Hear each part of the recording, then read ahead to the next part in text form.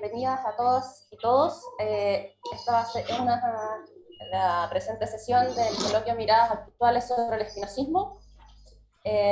Y vamos a tener a tres grandes expositores y expositoras. El orden de exposición van a ser Natalia Sabater primero, luego Paula Betán y finalmente Antonio Rocha. Las preguntas van a ser al final. Y sí, las preguntas van a ser al final. Y queremos enfatizar en este momento, dado que, entre comillas, se puede decir que los temas de cada presentación son bastante heterogéneos, es justamente en virtud de la pretensión de estos encuentros, que es justamente poner en evidencia la diversidad de temas de investigación que existen sobre Spinoza en Latinoamérica. Así que no hay un tema que reúna a todas las ponencias, sino que justamente la variedad y la diversidad es lo que queremos enfatizar. Así que sin mayor preámbulo voy a presentar a la primera expositora, que es Natalia Sabater. Ella nos va a presentar su ponencia La recepción de Spinoza en Argentina y las lecturas argentinas del espinosismo que surgen en ese proceso. Natalia Sabater es licenciada en Filosofía de la Universidad de Buenos Aires, especializada en Filosofía Moderna. Actualmente es doctoranda en Filosofía de la misma casa doctoral y tiene una beca interna del CONICET. Desde el 2010 se desempeña como miembro del grupo de investigación sobre Spinoza y el espinosismo. Así que, Natalia, tienes los 20 minutos a disposición tuya. Muchas gracias, Dani. Bueno, gracias a todos por estar presentes y un gusto compartir la mesa con Antonio y con Paula. La verdad que sí, tengo que felicitarles a los miembros del Centro Baruch Spinoza por la gestión, por la articulación de estos eventos, y además porque, bueno, como sabemos, en el marco de la academia y del trabajo científico en filosofía, resulta difícil tener espacios de intercambio, ¿no? de creación colectiva o de discusión por fuera un poco también de los papers y de la cuantivización de la producción académica. Entonces me parece que en ese sentido, sobre todo en personas jóvenes, ¿no? Cuando hay ya una consagración de la persona, es más fácil encontrar esos espacios, pero me parece muy importante que haya estos espacios de difusión y de debate y de conversación respecto del trabajo de investigadores jóvenes. Así que bueno, les agradezco muchísimo por haberme convocado, y además me parece un espacio muy valioso. Así que bueno, muchas gracias. Lo que quiero compartir hoy con ustedes es un recorrido que dé cuenta a grandes rasgos de la recepción de Spinoza en las tierras argentinas, desde el siglo XVIII hasta mediados del siglo XX, hasta 1950. Quiero mostrarles entonces que tal recepción existe, que es posible establecer y es posible seguir las huellas del acogimiento de esta filosofía en Argentina, incluso en 1700, incluso en el siglo XVIII, y además compartir mi lectura según la cual la recepción del espinosismo en este territorio se entrama fundamentalmente con una dimensión práctica, y no como ocurre en otras latitudes, ¿no? La recepción de Spinoza en Alemania o en Francia, en la cual se prioriza mucho el carácter sistemático de la obra de Spinoza, su dimensión especulativa o metafísica. Mi hipótesis es que en Argentina lo que se prioriza es justamente la dimensión práctica, ético-política del espinosismo. Esa es la recepción que se toma, digamos, y eso es lo que se continúa. La praxis, digamos, como horizonte de sentido y como lugar desde el cual también continuar haciendo filosofía. Entonces, lo que voy a hacer es contarles un poco cronológicamente este recorrido que yo armé de la recepción de Spinoza en Argentina, y al mismo tiempo enfatizando un poco esta lectura de corte práctica, o cómo aparece esta reivindicación de los desarrollos éticos de Spinoza. Antes de empezar el recorrido así cronológico, quería contarles un poco también cuáles fueron los disparadores y los interrogantes que dieron origen a esta investigación, y cuál es la importancia que encuentro en ella, o cuál es el valor que yo misma le doy. La pregunta sería, bueno, ¿por qué estudiar la recepción de Spinoza en Argentina? ¿No? No es muy relevante esto a nivel filosófico, no va a generar un impacto filosófico drástico en el mundo, tal vez, la recepción de Spinoza en Argentina. Sin embargo, lo que a mí me llevó a esto es, bueno, darme cuenta de esto, de que había estudios sobre Spinoza en Alemania, la recepción de Spinoza de Alemania, la recepción de Spinoza en Francia, y que yo conocía incluso muy bien estas recepciones y las lecturas que se habían hecho de Spinoza, pero no conocía las lecturas que se habían hecho de este filósofo que yo estudiaba, digamos, en mi país. Entonces las preguntas eran, bueno, ¿cuáles fueron los primeros en mi país en leer a Spinoza? ¿Cómo se produce esto? ¿Cómo se empezó a hacer conocida esta filosofía en mi país?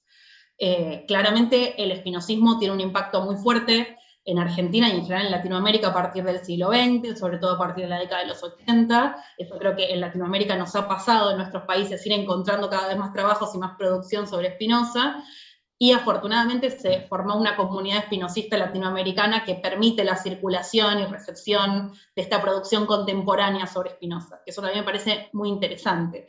Este centro y este encuentro y los coloquios sobre Spinoza son parte de esa comunidad espinosista latinoamericana, en la cual leemos los trabajos de nuestros compañeros, de nuestros profesores, y hacemos una recepción en el mismo momento en el que esta producción se está generando. Incluso hay tesis respecto de la producción de colegas y demás, así que bueno, me parece que hay un conocimiento fuerte de lo que pasa en Latinoamérica y específicamente en Argentina en el siglo XX, pero entonces la pregunta es, bueno, ¿qué pasó antes? Esta recepción más contemporánea, esta producción contemporánea la conozco, pero ¿cuál fue el origen de esto y dónde comienza este proceso?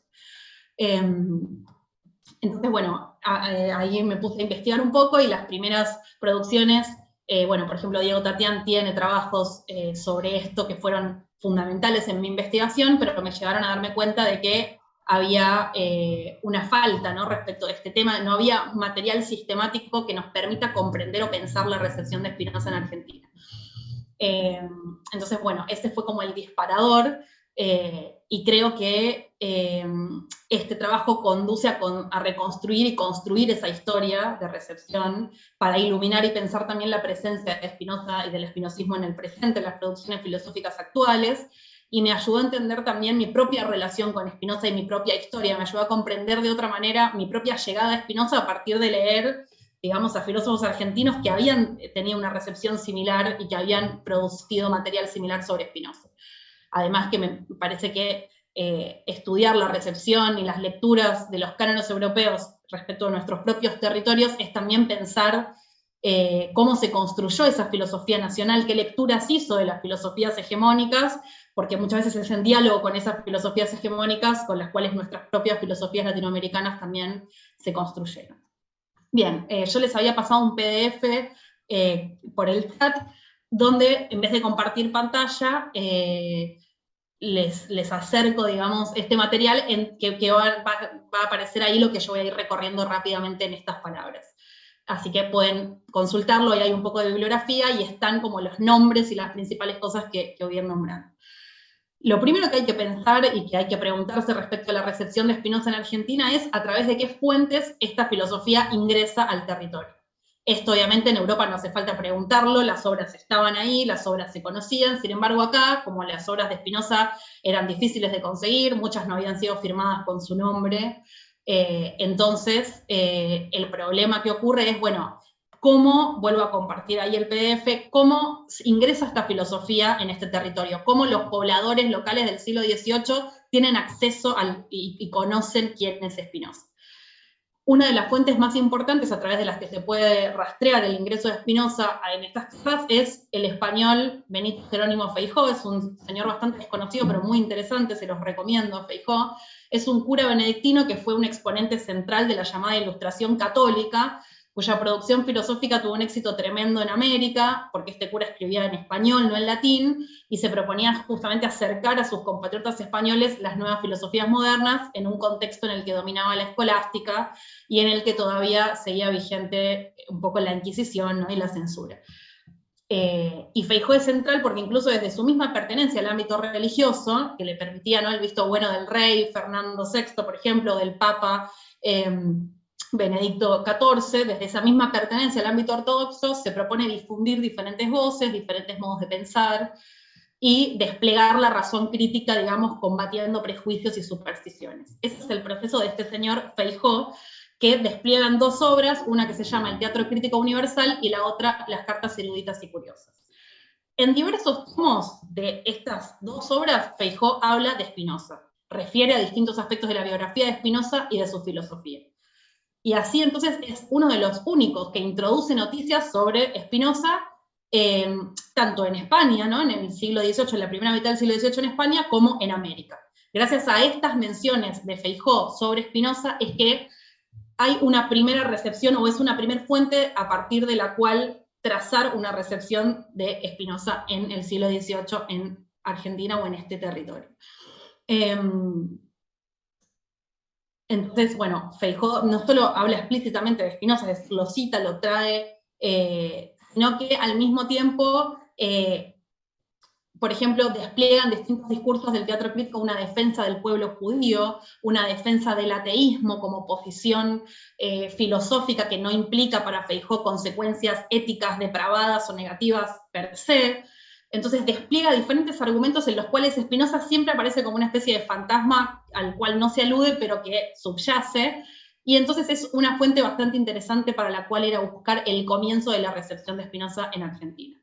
Esta obra de Feijóo llega en principio a las instituciones educativas en el siglo XVIII en Argentina, en donde la filosofía se ejercía mayormente, junto con otras fuentes, como por ejemplo ciertas revistas, una revista llamada Memorias de Trebú, que es una revista científica inaugurada por los jesuitas en 1701, que aborda en sus fascículos la filosofía moderna, cartesiana, la leibniziana y también la de Spinoza, y otras fuentes de este tipo de diccionarios o enciclopedias que hablan justamente de los sistemas modernos y que mencionan a Spinoza.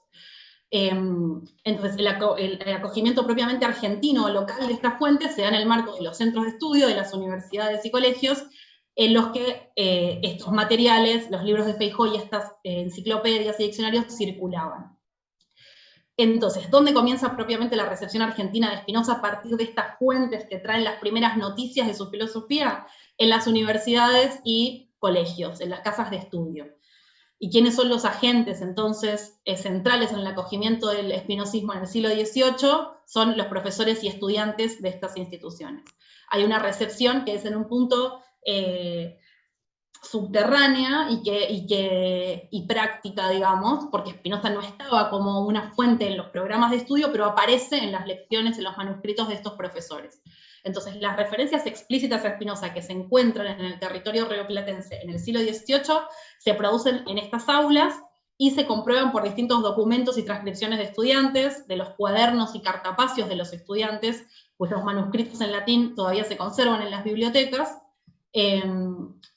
y estas alusiones se producen también en un contexto de recepción de la filosofía moderna europea más amplia, ¿no? A pesar de que hay una idea muy difundida que sostiene que en esta época, en estos territorios, solo había reproducción de la filosofía escolástica y donde no había, en la época colonial, una creatividad filosófica en nuestros territorios, hay estudios que muestran que se hizo una recepción singular, particular, ecléctica de la filosofía moderna, incluso de la ciencia moderna también, y que quienes enseñaban y estudiaban en estos centros de estudio conocieron a estos filósofos modernos, y en ese proceso entonces de recepción del pensamiento moderno en general se insertan las menciones a Spinoza que se dan en las aulas y que son copiadas por los estudiantes en los manuscritos que todavía conservamos. Yo en mi trabajo me centro en dos instituciones particulares, la Universidad de Córdoba y el Colegio de San Carlos de Buenos Aires, que fueron una de las más importantes. Y entonces, respecto de esta presencia en estas instituciones, me parece interesante señalar dos cosas. Primero, que siempre las referencias a Spinoza se dirigen a cuestionar o criticar sus tesis. Acá, en este momento, siempre Spinoza aparece como un antagonista, digamos. Siempre que se lo cita es para decir, bueno, queremos refutar la opinión de Spinoza, o un ejemplo de una tesis contraria a la nuestra es la de Spinoza. Siempre aparece como un antagonista. Y por otro lado, no tiene una presencia sustancial en los programas, es decir, aparece de manera aleatoria o azarosa, o aparentemente azarosa en las clases, pero no figura como un tópico ni como un tema a tocar en esas clases. Entonces, se hace presente de esa forma y siempre como un antagonista. Pero por otro lado, es interesante que esta sola aparición de Spinoza resulta valiosa porque muestra que, a pesar justamente de desobedecer los mandatos institucionales, los profesores locales no pretendían ocultar o ignorar las filosofías modernas, incluso aquellas que se presentaban como más heréticas y prohibidas, como las de Spinoza. O sea, el hecho de que se convoque a Spinoza en el siglo XVIII en estas aulas, a los debates filosóficos, es importante porque evidencia que la enseñanza justamente de estos profesores y de estos centros de estudio estaba abierta a incorporar este tipo de pensamientos y se compartía con los estudiantes, ¿no? Estas figuras eran socializadas, eran enseñadas, abriendo así el camino para conocerlas y acercando a los estudiantes a estas figuras. Entonces, mi hipótesis respecto a este periodo es que estas alusiones a Spinoza en el siglo XVIII, específicamente en los centros de estudio rioplatenses, se da de la mano con esta intención de los profesores de formar a sus alumnos, de mostrar, de transponer un poco la censura y los límites institucionales y darles a conocer a los estudiantes la filosofía moderna europea, incluso nombres que en Europa mismo se consideraban prohibidos y estaban en un punto en la marginalidad. Entonces, para mí, en este periodo había una práctica de la enseñanza de la filosofía, una práctica pedagógica que involucraba un compromiso filosófico intrínseco, y como tal, entonces no podía ocultar esta enseñanza o esta práctica pedagógica sistemas de pensamiento tan importantes como los modernos, e incluso como el de Spinoza.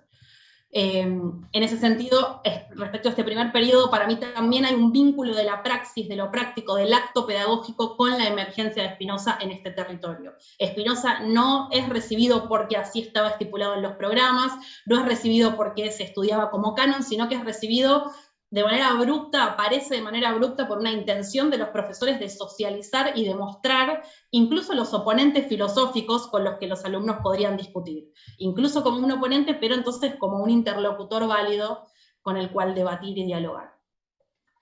Después, en el siglo XIX, todavía se pone más rara la recepción de Spinoza en Argentina porque hay muy pocas, prácticamente ninguna alusión explícita a su figura, lo cual sí ocurre en el siglo XVIII, paradójicamente. Con el estallido de la Revolución de Mayo de 1810 en Argentina, ahí sí se demarca un comienzo de lo que podríamos llamar propiamente pensamiento argentino, y ese pensamiento se da en torno al movimiento de la independencia y al proyecto de formar una nación. Una vez que termina la época colonial, entonces la filosofía se aboca a las preguntas y las problemáticas propias de esta coyuntura política, ¿no? Con la demanda fáctica de establecer los pilares de una sociedad, de establecer una identidad nacional. Entonces, la filosofía pasa mucho por estas preocupaciones, y en este marco, el lugar de Spinoza es para nada central, digamos. La referencia que yo pude constatar explícita de la presencia de Spinoza en el siglo XIX en Argentina es una referencia que trae Alberdi, Juan Bautista Alberdi, que es un pensador muy importante de este periodo, como apéndice, incluido como una nota como apéndice de su obra Fragmento preliminar al estudio del derecho. Ahí en el PDF que les mandé está la cita. En esta cita, Spinoza aparece fugazmente, no es el centro del análisis de lo que se está desarrollando. Alberdi está analizando las influencias filosóficas de Victor Cousin, y en ese recorrido nombra a Kant, Fichte, Hegel, y en relación a Hegel nombra a Spinoza. Ahí tienen la cita en el PDF, dice Alberdi: Hegel había profesado la identidad idealista de la razón abstracta que constituye a Dios, el mundo y la historia. Había concluido de ella que por todas partes está la razón como la necesidad divina para Spinoza. Había legitimado todos los hechos, había elevado la historia al sagrado carácter de una pura manifestación de lo absoluto y establecido este axioma: todo lo que es racional es real y todo lo que es real es racional. En ese marco es la única cita textual que yo encontré en el rastreo de bibliografía del siglo XIX a Spinoza. Y sin embargo, esta referencia me pareció, bueno, por suerte estaba, por suerte existía, y me permite afirmar entonces que hay una presencia en un sentido subterránea de Spinoza en el acervo de estos filósofos, por ejemplo, de un autor tan importante como Alberdi. Es decir, Alberdi conoce a Spinoza, conoce su nombre, conoce un eje central de su pensamiento como lo es la determinación inmanente de la necesidad divina en el despliegue de lo real, y para mí esto es lo que ocurre con los pensadores del siglo XVIII argentino. No lo nombran a Spinoza porque Spinoza no es un interlocutor directo de esto que ellos están preguntando, que es cómo constituir una identidad nacional y cómo mediante la filosofía dar respuesta a los problemas de una revolución.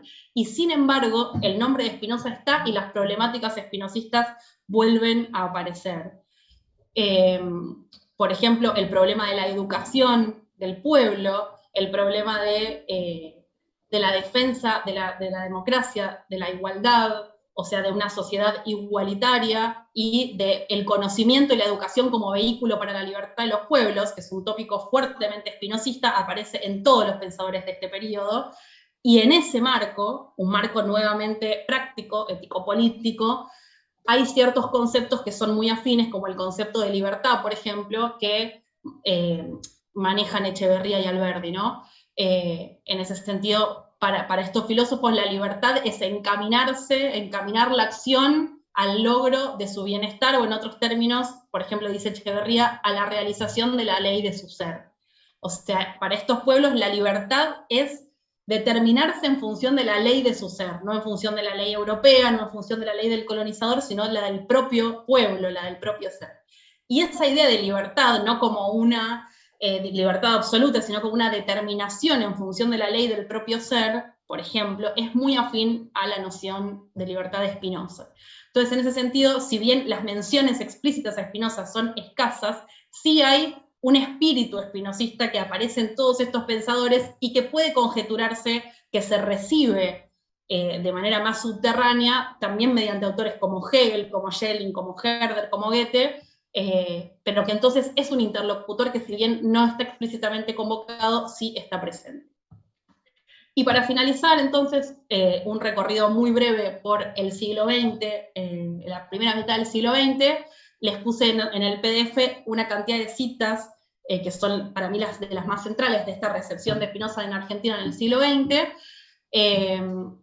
Esto es más conocido que los periodos anteriores, y lo que ocurre es que ahí sí, a partir de 1900, la filosofía spinoziana cobra una centralidad manifiesta, explícita, se inaugura una recepción fuerte del sistema spinoziano en Argentina, y se funda para mí esta lectura, ¿no?, que se continúa y sigue vigente hasta nuestros días. Bueno, pensadores como Alejandro Korn, Carlos Astrada, León Duhovner, ahí lo tienen también en el PDF, Rodolfo Mondolfo, Ángel Basalo, trabajan explícitamente sobre la filosofía spinoziana, producen textos en torno a Spinoza, y en ese sentido lo rescatan como un anclaje desde el cual seguir haciendo filosofía a partir de estos elementos prácticos o estos desarrollos ético-políticos que veníamos mencionando. Y en ese sentido, entonces, para darles un panorama de lo que es esa recepción, les traje estas citas que figuran en el PDF, ¿no? Por ejemplo, respecto de Spinoza, dice Korn en unas clases que dio en la Universidad de Buenos Aires, en la Facultad de Filosofía. Dice: ¿somos o no somos libres? Spinoza es determinista y sin embargo llega a formular los principios de una ética elevada. Esa ética, en semejante caso, no puede ser sino intelectual, no puede consistir sino en la reflexión sobre los actos que realizamos a fin de que nuestra inteligencia, nuestra razón, intervenga como un factor en este mecanismo determinado y nos conduzca por el camino más apropiado. Otra vez aparece la idea de libertad como este ser en la determinación, como este ser con otros, ¿no?, como este ser propio que se expresa en el marco de la determinación. Yo creo que eso para Argentina es muy importante, la idea de dialogar con una filosofía para la cual la libertad no es el absoluto de proclamarse a sí mismo frente a todo, no es la libertad indeterminada y absoluta, sino esta idea de un país colonizado, un país en lucha, esta idea de una libertad en la determinación, y una libertad que es individual y que a la vez es colectiva. Incluso, bueno, Carlos Astrada también señala este vínculo entre la ética y la metafísica en Spinoza, esta idea de que de esta filosofía lo que hay que rescatar es esa propuesta ética que fundamenta incluso el acto mismo de hacer filosofía o de hacer metafísica. Duhovne, también León Duhovne en esa línea dice, lo cito: y Spinoza, en cuanto a la generación de su doctrina, lo único que ha dicho es que fue la preocupación moral la que le llevó a filosofar. Si llegó a preguntarse qué es la verdad, fue porque le interesaba saber cuál es el mayor bien, y porque así fue, puso el nombre de ética al libro máximo en que expuso su visión de Dios, del mundo, del hombre. Incluso el presidente Juan Domingo Perón, un presidente argentino, en su ponencia de 1949, una ponencia que leyó en el Congreso Nacional de Filosofía, termina esa ponencia el presidente de Argentina de aquel momento citando a Spinoza, y cuando concluye su ponencia, Perón dice: evoco la noble convicción de Spinoza, y lo cita: sentimos y experimentamos que somos eternos, que es una referencia a la quinta parte de la ética, no es textual en realidad, a la proposición 23 de la quinta parte de la ética, en donde Spinoza habla justamente del carácter eterno de la propia esencia. Entonces, en ese sentido, la recepción de Spinoza todavía más fuertemente en el siglo XX se da vinculada con este problema ético, ético-político, y lo que resalta de esta filosofía para los pensadores argentinos son estos conceptos de libertad, estos conceptos de felicidad y estos desarrollos éticos que nos permiten pensarnos y hacer filosofía como país justamente subalterno, polarizado y en un sentido en lucha por sus propios derechos. Mi intención era justamente mostrar que existe una recepción de Spinoza en Argentina, mostrar que este autor está presente incluso desde el siglo XVIII, y elegí, en vez de concentrarme en un periodo, hacerles un poco este recorrido, darles esta mirada panorámica, a partir de la cual se puede seguir indagando y se pueden seguir buscando incluso afinidades respecto de otros países de Latinoamérica, qué pasa en el periodo colonial con las filosofías latinoamericanas, qué pasa en los periodos de independencia, qué pasa hoy. Y bueno, para mí el sentido es este que les decía al comienzo, ¿no? Empezar a poner en valor nuestras propias filosofías y poner en diálogo nuestras filosofías con estos pensadores canónicos y, digamos, occidentales que estudiamos, para justamente a partir de ahí poder seguir pensando y seguir construyendo una actividad filosófica situada, pero siempre en diálogo, ¿no? con estos filósofos que tanto le han dado a la historia de la filosofía como Spinoza. Así que bueno, esa es mi intención, y lamento la brevedad y la rapidez, pero no quería renunciar a este relato general y a este panorama general. Así que bueno, muchas gracias, y cualquier cosa después lo comentamos en la sección de preguntas.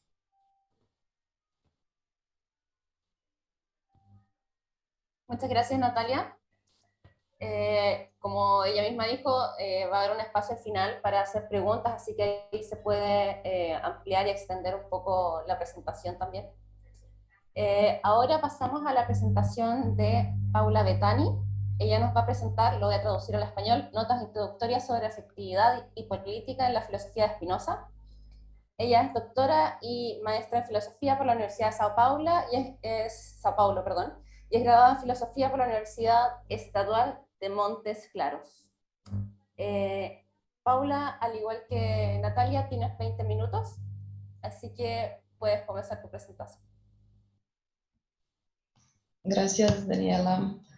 Hola a todos, buenas tardes. Antes que nada, quiero agradecer una vez más a Daniela, a Arturo y a toda la equipo del centro por la invitación para participar en el coloquio, y decir que es una alegría muy grande estar aquí, poder compartir una pequeña parte de mi pesquisa con ustedes. Y antes de empezar, también quiero disculparme porque, como ven, mi fluidez en español no es muy buena, así que haré mi presentación en portugués y por lo tanto intentaré hablar un poco más lento. Voy a leer mi texto para facilitar.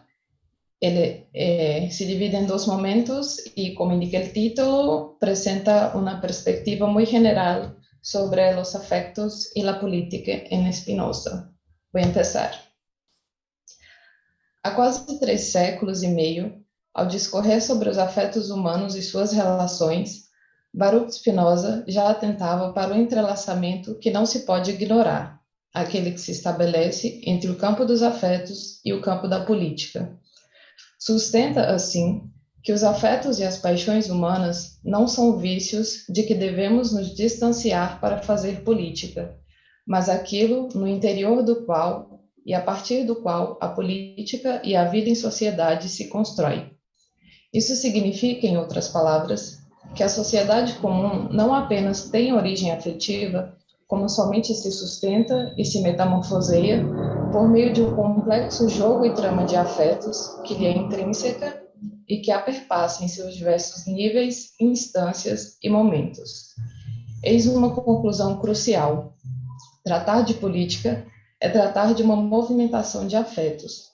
Por conseguinte, uma reflexão sobre política que desconsidere este aspecto é fraca, o que significa também que pensar em qualquer tipo de jogo, quer ela manifestação ou ação política, como algo descolado de certa dimensão afetiva, não passa de aspiração utópica, o que na visão de Spinoza é um problema.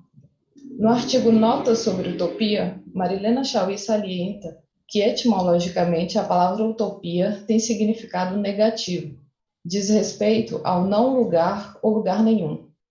O não lugar, como podemos observar em narrativas utópicas, em Utopia de Mori, por exemplo, é distanciamento, é o exato oposto da realidade. Mais precisamente, é o que nada tem em comum com o lugar em que vivemos.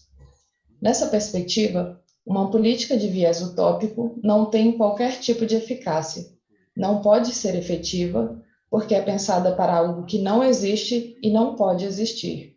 Um modelo ideal de sociedade, bem organizada, sem quaisquer tipos de desregramentos, conflitos, etc. Uma sociedade, na verdade, em que a política, enquanto arte para a concórdia e a lealdade, conforme diz Spinoza, sequer seria necessária.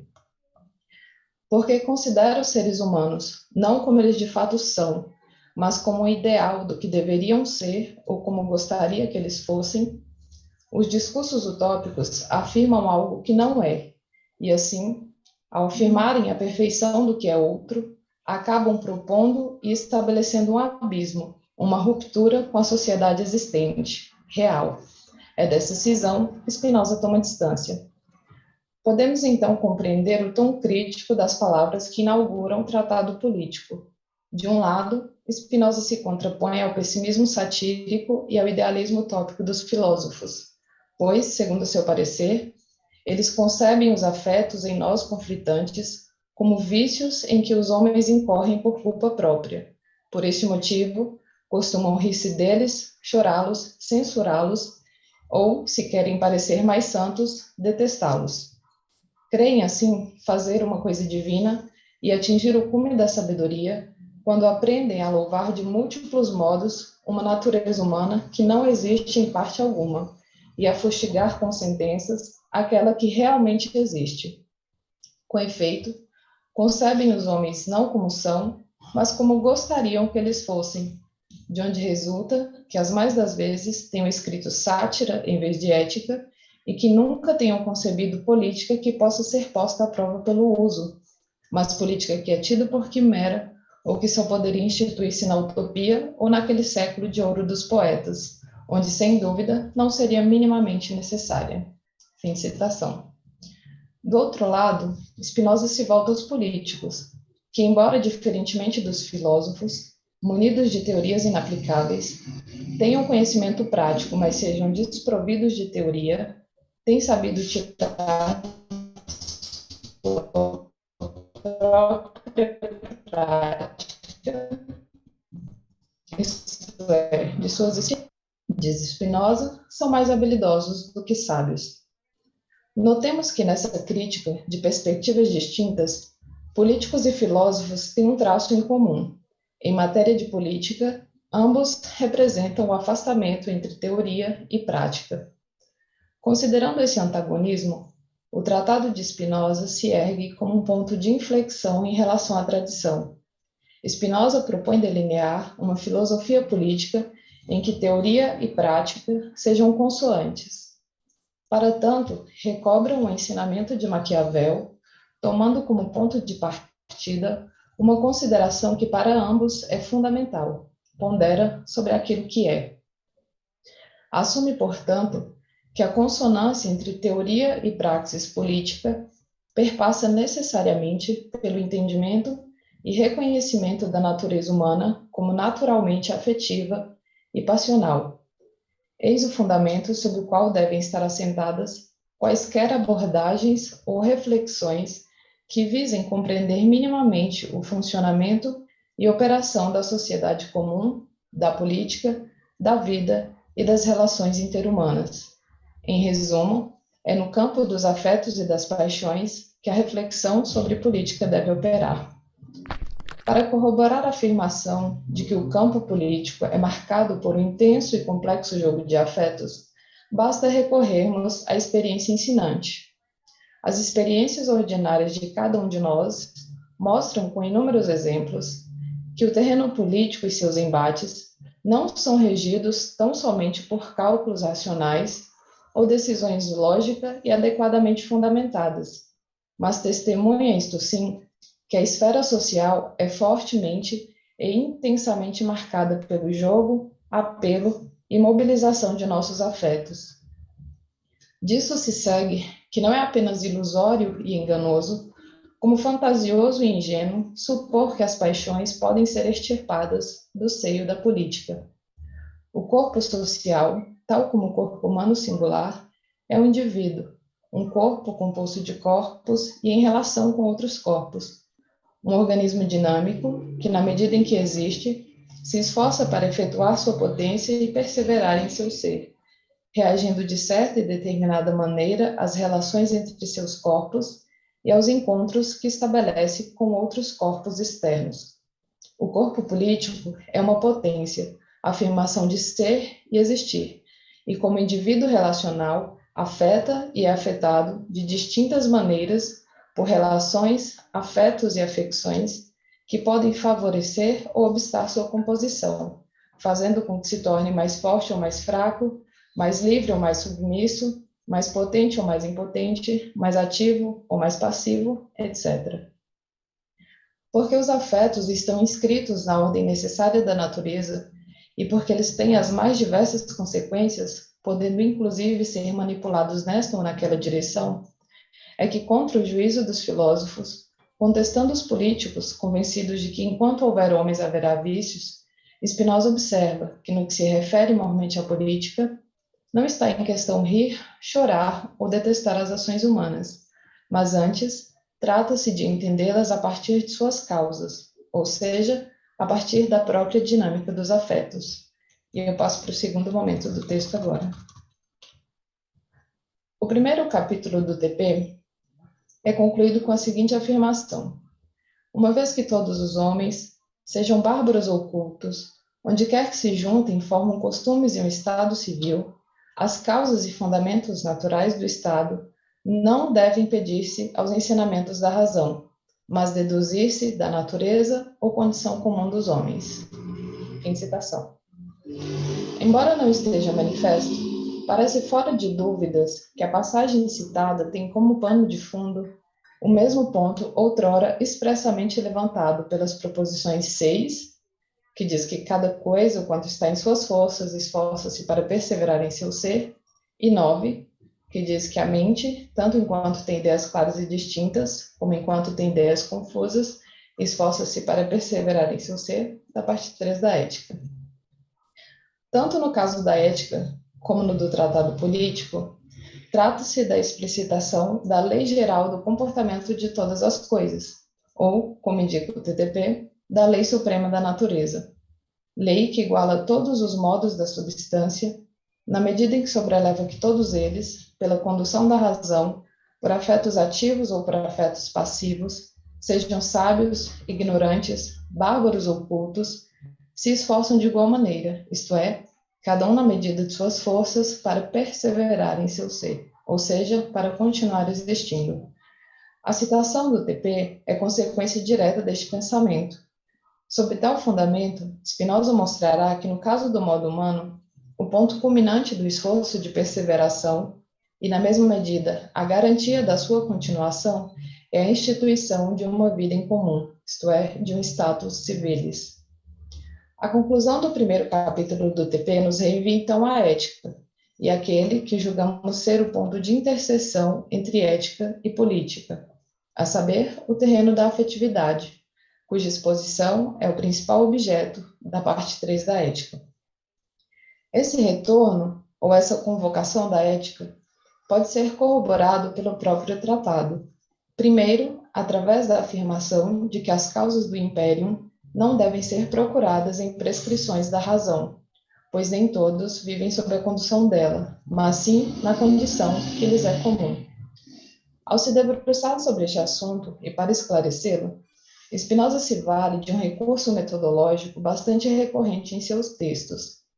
Inicialmente, faz uso de uma conjunção condicional, por meio da qual apresenta as condições para que algo se dê de determinada maneira, e logo em seguida introduz uma adversativa, através da qual mostra que, como tais condições não podem ser cumpridas, aquela coisa não pode ser realizada.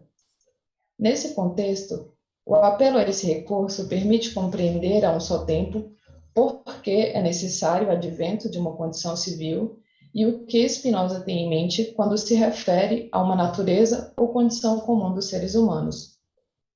Em tom de hipótese, Spinoza começa: se os seres humanos vivessem sempre de acordo com o que prescreve a reta razão, a instituição da Civitas não seria necessária, pois, dispondo de ânimo forte, conviriam mutuamente, seriam entre si objeto de cooperação intelectual e material, buscando o útil para si, sem o prejuízo de uns para com os outros.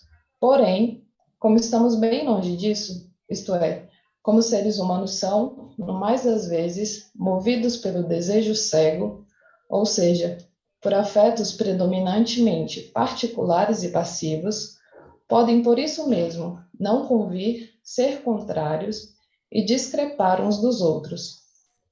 Ao invés da ajuda mútua, entrevemos um contexto que favorece o prejuízo mútuo, criando assim um obstáculo ao exercício da potência de todos e de cada um. Diante disso, os seres humanos são naturalmente levados a reconhecer a necessidade da instituição de um ordenamento que viabilize com que vivam, tanto quanto possível, em concórdia, ou, o que dá no mesmo, um ordenamento que forneça os meios necessários para que o direito natural de ser, agir e pensar de cada um se faça efetivo. Cabe aqui respondermos um questionamento imposto pelo parágrafo precedente. Dado aquele desenho da natureza humana e a preponderância dos afetos que são paixão, como é possível que os seres humanos busquem se acordar e se acordem para instituir a Civitas?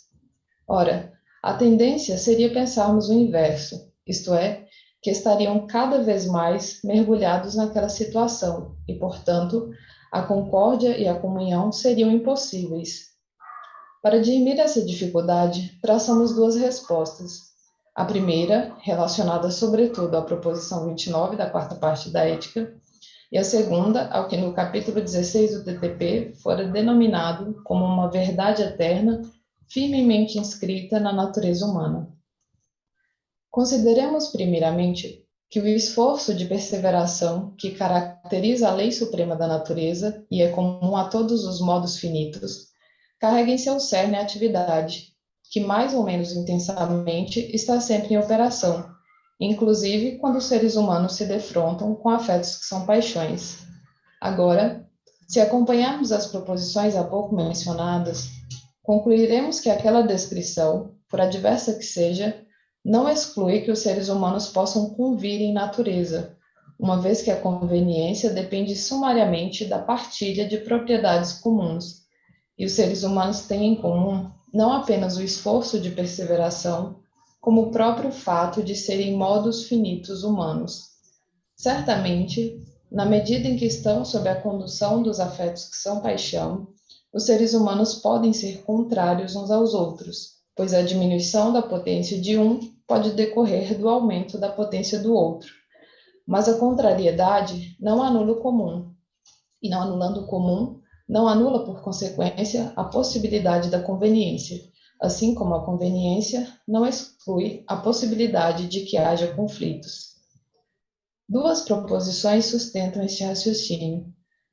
De um lado, a proposição 29 postula que a ausência do comum é a marca do diverso, ou, poderíamos dizer, do indiferente, isto é, daquilo que não aumenta nem diminui nossa potência. Spinoza diz que uma coisa singular qualquer, cuja natureza seja inteiramente diversa da nossa, não pode favorecer nem coibir nossa potência de agir, e absolutamente nenhuma coisa pode ser-nos boa ou má, a não ser que tenha algo em comum conosco. Como observa Oliveira, a noção de ter algo em comum cobre tanto a conveniência quanto a contrariedade, somente não comportando o inteiramente diferente, o que nos permite concluir que ter algo em comum é a condição de possibilidade das relações interindividuais, quer elas se desdobrem em relações de conveniência, quer de contrariedade.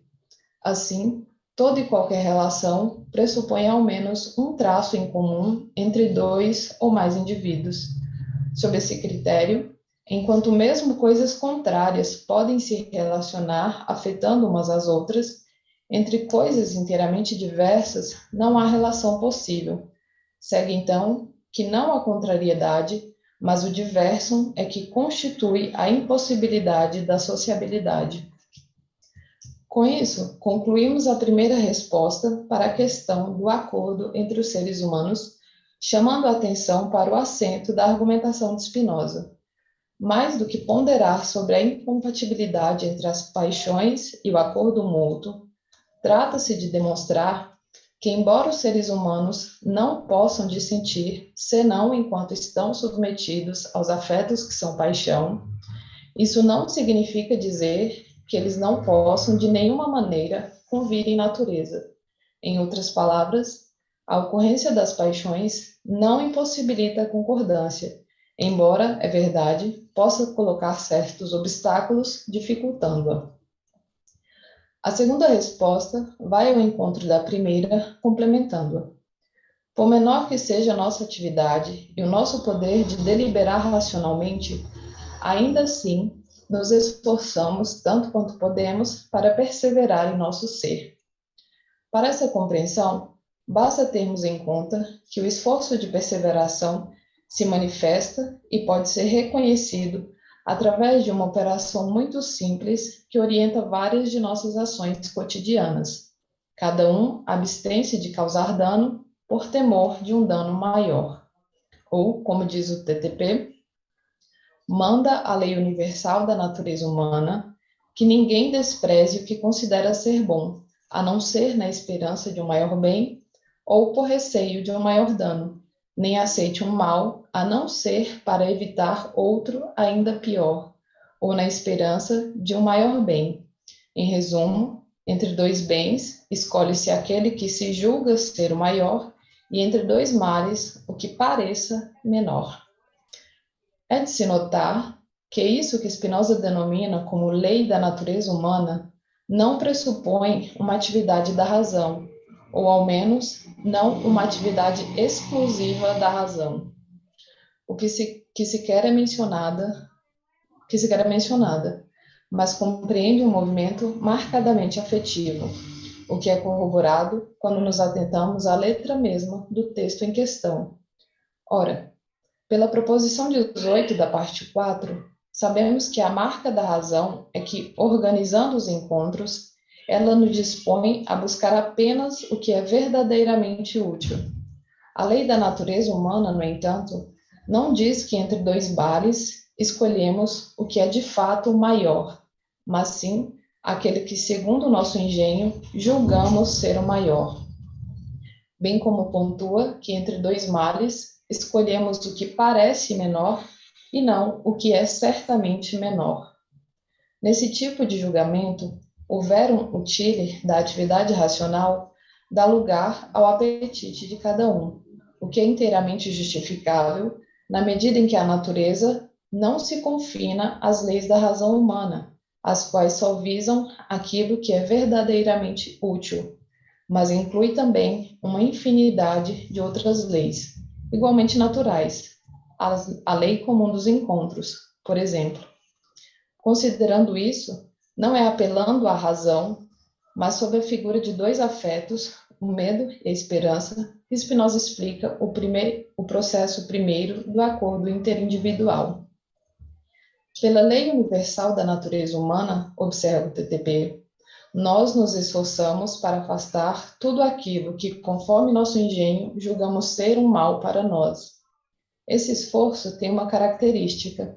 Ele é marcado fundamentalmente pela transição de um afeto triste para um afeto alegre.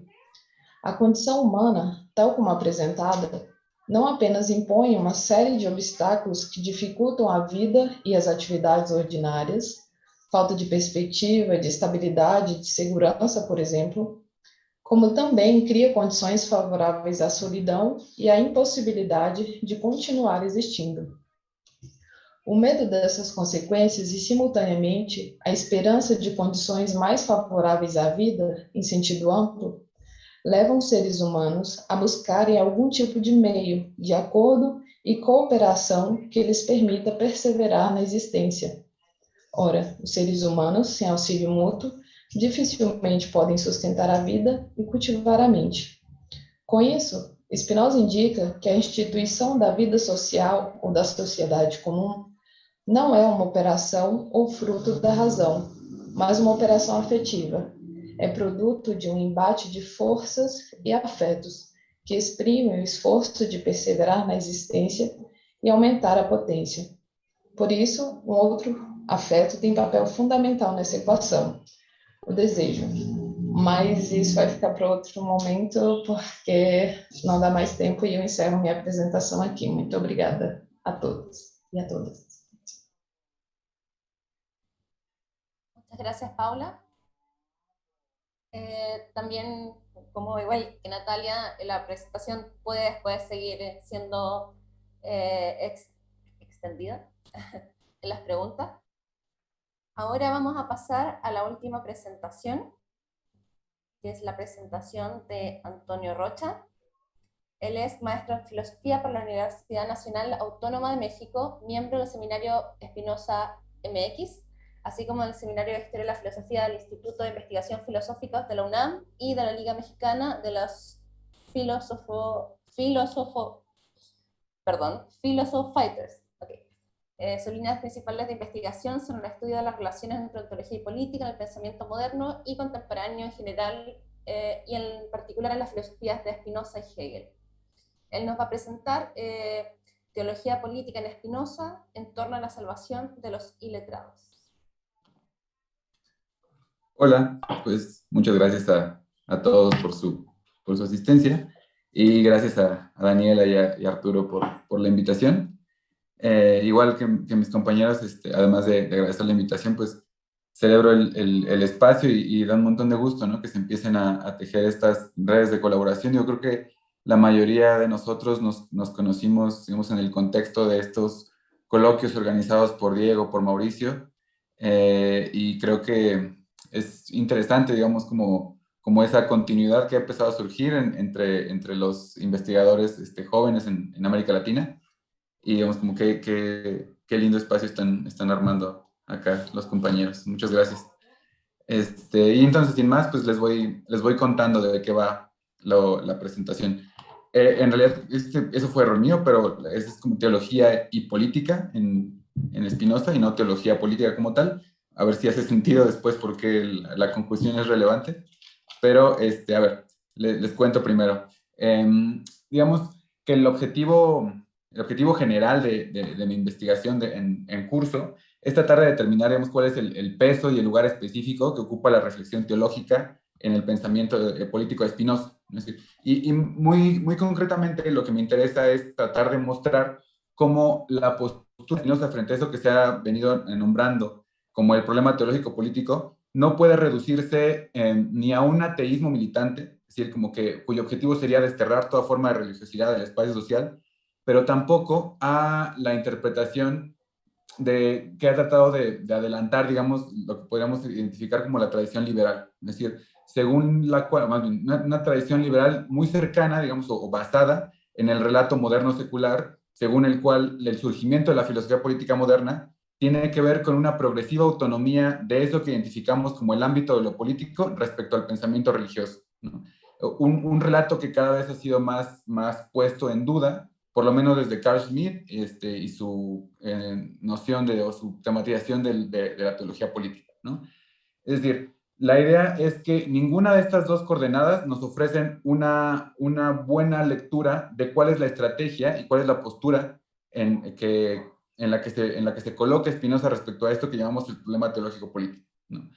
Es decir, según la tradición liberal, que puede ser como la versión más difundida, digamos, Spinoza encararía el problema de la teología política activando, digamos, la distinción entre lo público y lo privado, es decir, recluyendo la religiosidad al ámbito de lo privado y así conteniendo, digamos, el peligro de la intervención de la teología en el ámbito de lo público y contendiendo, digamos, el potencial corrosivo y sedicioso que está, digamos, inscrito en toda secta religiosa según esta lectura, ¿no?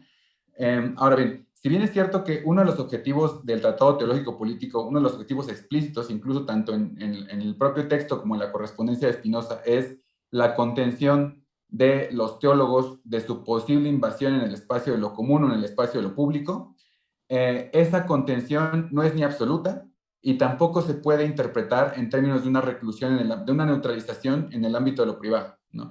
Sino que lo que me gustaría sostener acá es que tiene que ver más con eso que llamaremos acá un trabajo sobre lo imaginario, ¿no? Entendido esto, no únicamente como un género de conocimiento, sino como más bien, digamos, una forma de constituir y de darle sentido a la experiencia. Es decir, en el sentido justo más espinociano del término imaginación, ¿no?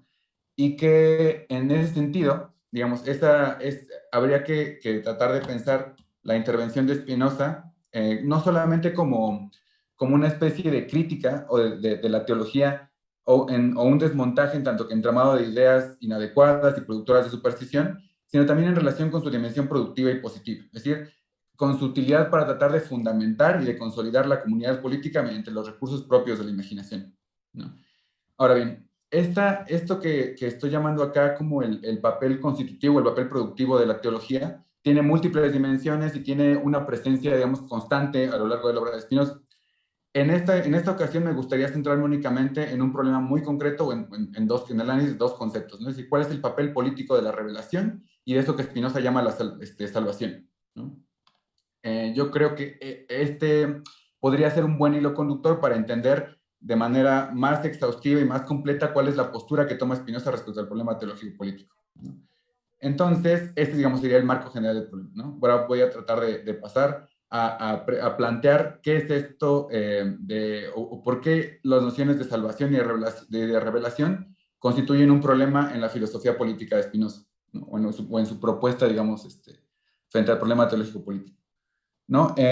Digamos, en el Tratado Teológico Político, y particularmente en el capítulo 15, hay una afirmación que se ha convertido en un verdadero dolor de cabeza para los lectores de Spinoza, ¿no? Incluso Atilano Domínguez, uno de los traductores al español consagrados de Spinoza, ha llamado esto como la cruz de los lectores del Tratado Teológico Político, ¿no? Es decir, es un problema tanto respecto a la comprensión del sentido de esa oración, como respecto a cómo insertarla en el resto de la obra de Spinoza, ¿no? Y esta afirmación que Spinoza entiende como el dogma fundamental de la teología es la siguiente, que es: la simple obediencia conduce a la salvación. Es decir, esta proposición, que la simple obediencia es un camino o nos muestra o es una vía posible hacia la salvación, es problemática en un doble sentido, ¿no? Primero, es problemática respecto a su coherencia doctrinal, es decir, a cómo insertarla en el corpus de la filosofía de Spinoza, ¿no? Y también tiene un problema de coherencia interna, ¿no? Entonces voy a tratar de exponer estos dos problemas y luego tratar de adelantar una posible vía de esclarecimiento, ¿no? Entonces, el primer sentido es como de, ¿por qué planteo un problema de coherencia interna, ¿no? Digamos que en el mismo capítulo en el que presenta esta tesis de la salvación por la obediencia, o el dogma fundamental de la teología, Spinoza nos dice, y cito aquí a Spinoza: no podemos determinar por la razón si es verdadero o falso el fundamento de la teología, a saber, que los hombres se salvan por la sola obediencia.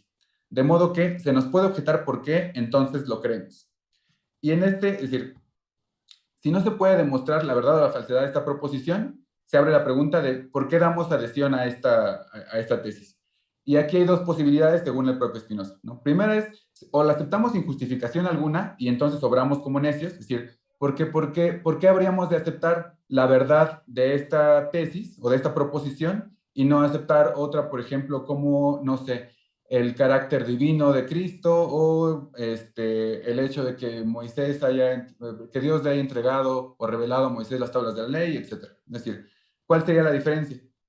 Esa es una primera opción, ¿no? La segunda opción sería que esta proposición sí se puede demostrar racionalmente, pero eso nos conduce a otro problema. Es decir, porque si el dogma fundamental de la teología, es decir, la salvación por la obediencia, se puede demostrar racionalmente, entonces eso implicaría una especie, al menos en principio, la disolución de la teología dentro de la filosofía. Es decir, parecería que la teología perdería su contenido específico y por lo tanto uno de los proyectos centrales del Tratado Teológico Político, que es justamente trazar la línea de demarcación entre teología y filosofía, parecería completamente superfluo, ¿no? Entonces, es en ese contexto, en estas dos especies de caminos que se abren, que Spinoza afirma: y cito a Spinoza aquí: yo defiendo sin restricción alguna que este dogma fundamental de la teología no puede ser descubierto por la luz natural y que por consiguiente la revelación fue sumamente necesaria. Es decir, lo que Spinoza estaría reivindicando aquí es no solamente la utilidad, sino la necesidad de la revelación para hacer plausible nuestra adhesión a este dogma fundamental, ¿no? Sin embargo, esto parece contradecir no solo a lo que se sostiene en la ética, es decir, a la idea de que la salvación consiste en el verdadero conocimiento de Dios o en un tipo de amor intelectual hacia Él, sino también a lo que ya sostenía el propio Spinoza en el capítulo 4 del Tratado Teológico Político, ¿no? Y cito otra vez a Spinoza, dice: nuestro sumo bien no solo depende del conocimiento de Dios, sino que consiste enteramente en Él. Así pues, si la verdadera salvación y el sumo bien consisten en el solo conocimiento y amor a Dios, ¿cómo puede la obediencia, que parece no implicar conocimiento alguno, ser salvífica? Es decir, esto es lo que mencionaba hace un momento como un problema de coherencia interna, ¿no? Perdón, de coherencia doctrinal, ¿no? Paso ahora al problema de coherencia interna, ¿no? Y para tratar de exponer esto, voy a citar nuevamente a Spinoza. Dice: aunque no podamos demostrar matemáticamente este fundamento de toda teología y la escritura, lo podemos aceptar con sano juicio, pues es sin duda una necedad negarse a aceptar algo de donde se deriva gran consuelo para aquellos que no están dotados de inteligencia, algo donde se sigue no poca utilidad para el Estado y que podemos aceptar sin peligro ni daño alguno. Y cierro la cita. Ahora, en este punto, creo que es relevante preguntarse, a lo que me refiero como un problema de coherencia interna de la propia tesis, es básicamente la pregunta de ¿qué tanto se compromete Spinoza con la verdad de esta tesis? O dicho en otros términos, ¿cuál sería, digamos, su estatuto epistémico? Es decir, se compromete 100% con la verdad de que es posible salvarse mediante la obediencia, o esto es una especie de simulacro de salvación, hay un discurso, digamos, que tiene un carácter más bien retórico, pero se compromete filosóficamente Spinoza, es decir, cómo interpretar en ese sentido este dogma. Y la idea es que, más bien, la hipótesis que trato de sostener es que lo que llamo quizá un poco injustamente como interpretaciones fallidas de estos pasajes, concretamente me refiero a, creo que esas interpretaciones problemáticas por lo menos se podrían clasificar en dos grupos, ¿no?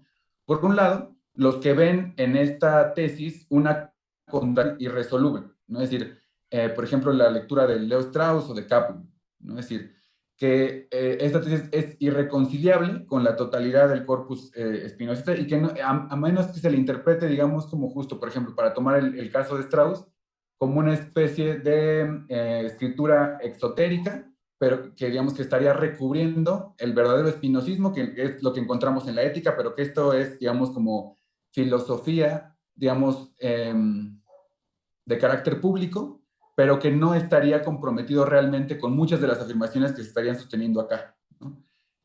Y por otro lado, las interpretaciones que sostienen que esta idea de la salvación por la obediencia no puede considerarse como una auténtica salvación, es decir, sería una especie de salvación entre comillas, salvación a medias, salvación retórica, pero que Spinoza realmente no se compromete con esta vía, ¿no? Ahora, la hipótesis que trato de sostener es que estas interpretaciones dependen tanto de una lectura individualista como intelectualista del pensamiento político spinoziano, y que por tanto las dificultades se disolverían o por lo menos se esclarecerían un poco si desplazamos los puntos de apoyo de estas interpretaciones, ¿no? Y para mostrar esto, parto básicamente de dos premisas, ¿no? La primera premisa es, creo, indiscutible, ¿no? Y es la idea de que la filosofía de Spinoza es una ética cuyo objetivo es mostrar eso que en lenguaje religioso se conoce como la vía salutis, es decir, la vía de salvación, ¿no? Es decir, cómo el hombre puede pasar de la vía pasional o la servidumbre a la vida activa o libertad, ¿no? Ese sería como el primer punto de apoyo. Y la segunda premisa es así que es discutible, y lo que pretendo es tratar de ponerla a prueba a través del análisis de este problema en concreto, que es lo que Spinoza llama el dogma fundamental de la teología, o la obediencia como una vía de salvación, ¿no? Es decir, como lo trato de poner a prueba esta hipótesis, que es la siguiente, ¿no? Que es más bien esta premisa. El proyecto ético de Spinoza no puede complementarse cabalmente si no se prolonga, o mejor dicho, si no se concreta en una política. En ese sentido, debemos releer el problema de la salvación por la obediencia como una cuestión política, fundamentalmente en dos sentidos. El primer sentido es digamos, un sentido débil, que es para el sabio, solo políticamente, es decir, la salvación, encuentra sus condiciones de posibilidad. Y segunda, la interpretación fuerte, para el resto de los individuos humanos, es decir, para los que no somos sabios, solo políticamente encuentra su realización concreta.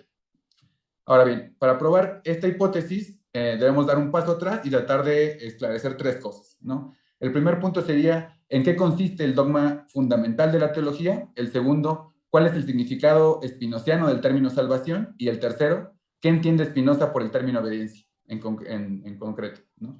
Entonces, empezamos por la primera parte, ¿no? Que es, ¿cuál sería o en qué sentido es útil el dogma fundamental de la teología, ¿no? En términos generales, podemos decir, o podemos distinguir tres ámbitos de utilidad de este dogma, ¿no? El primero, como ya vimos, es que es útil al Estado, es decir, en la medida en que asegura la gobernanza, asegura la obediencia de los individuos mediante una promesa de salvación, ¿no? El segundo ámbito de utilidad sería que es útil también al proyecto espinosista de separar teología de filosofía, ¿no? Cito aquí Spinoza. Entre la fe o teología y la filosofía no existe comunicación ni afinidad alguna. En efecto, el fin de la filosofía no es otro que la verdad. En cambio, el de la fe no es otro que la obediencia y la piedad. Por otra parte, los fundamentos de la filosofía son las nociones comunes, en cambio, los fundamentos de la fe son la historia y la lengua, y hay que sacarlo solamente de la escritura y la revelación. Por su parte, la teología no enseña más que eso, ni impone más que la obediencia.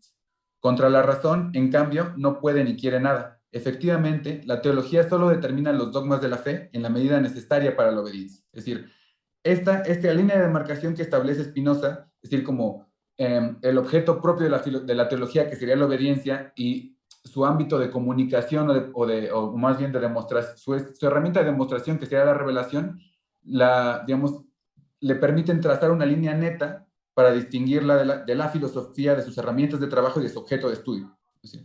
Y por último, sería útil, al menos pretendidamente, a los propios fieles, pues si concedemos, al menos por hipótesis, que Spinoza se compromete con la verdad de este dogma, la obediencia redunda no solo en el consuelo, sino en la auténtica salvación de los fieles. Y considero que este último punto es fundamental, ¿no? Es decir, pues en este punto, es decir, como al menos asumir por hipótesis que Spinoza está comprometido con la verdad de este dogma, es que se abre la posibilidad de una lectura no intelectualista y radicalmente política de esta tesis, ¿no? Entonces, para tratar de avanzar sobre eso, veamos qué quiere decir la palabra salvación para Spinoza, ¿no? Y a ver, de acuerdo con el escolio de la proposición 36 de la parte quinta de la ética, cito a Spinoza, comprendemos claramente en qué consiste nuestra salvación, salus, o felicidad, beatitudo, o sea, nuestra libertad, libertas. A saber, en un constante y eterno amor a Dios, o sea, en el amor de Dios hacia los hombres. Y fin de cita. Es decir, Spinoza establece aquí una triple equivalencia entre los términos salvación, felicidad y libertad. Es decir, que podemos tomar a partir de aquí como, si no sinónimos, por lo menos términos intercambiables, ¿no? Pero ¿en qué sentido el amor a Dios nos salva o nos libera, ¿no? En el último escolio de la ética, Spinoza define la libertad del sabio por oposición a la esclavitud del ignorante. O sea, básicamente lo que sostiene Spinoza es que el ignorante o el iletrado no llega a poseer la auténtica tranquilidad o contento de ánimo, esto que Spinoza llama aquiescencia, ¿no? Pues se encuentra constantemente agitado por las pasiones y por las causas externas, es decir, por la fortuna, que como sabemos por el prefacio del Tratado Teológico Político es la causa eficiente de la superstición, es decir, esta imposibilidad de la tranquilidad, el contento, la firmeza del ánimo y la agitación constante por medio de las causas externas es en esta causa de la superstición, causa primero del miedo y de la esperanza y en última instancia de la superstición, ¿no? Así pues, la libertad debe consistir en la posesión del verdadero contento, firmeza o tranquilidad de ánimo, en virtud de la cual nos sobreponemos a la servidumbre de los afectos y en términos generales de las causas externas.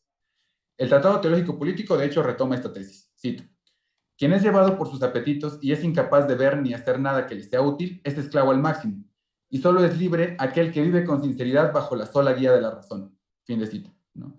Ahora, para volver a nuestras preguntas iniciales, es decir, aquí en este punto habría que preguntarse hasta qué punto es la salvación, es esta definición de salvación compatible con el dogma fundamental de la teología, es decir, con la proposición en la cual es posible salvarse mediante la sola obediencia.